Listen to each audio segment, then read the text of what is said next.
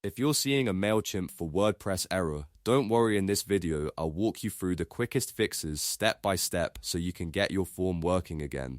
We'll start by checking your Mailchimp API key, then we'll move on to clearing your browser cache and cookies, and finally we'll try an incognito window or a different browser if the issue still isn't resolved.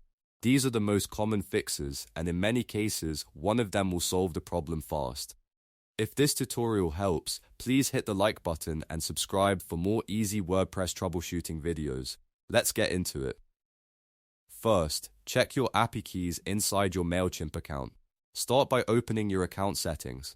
In the top right corner of the dashboard, click your profile icon. From the menu that appears, select Account and Billing.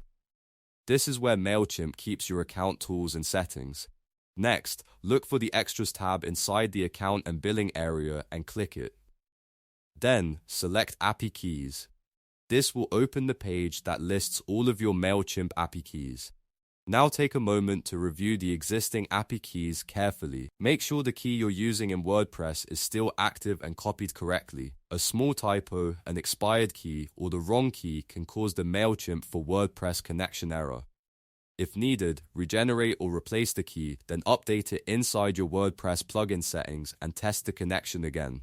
If the API key looks correct, but the error is still happening, the next thing to do is clear your browser cache and cookies. This is a simple fix, but it often solves issues caused by saved or outdated browser data. On your keyboard, press Ctrl, Shift, and Delete at the same time. This opens the Clear Browsing Data window. In the options, select Cookies and Cached Files, then uncheck any other boxes you don't want to remove. After that, click Delete Data. Once the process is complete, reload your Mailchimp or WordPress page and try again. If the error still appears, switch to an incognito window or use an alternate browser. To open an incognito tab, click the three dots in the top right corner of your browser, then choose New Incognito tab.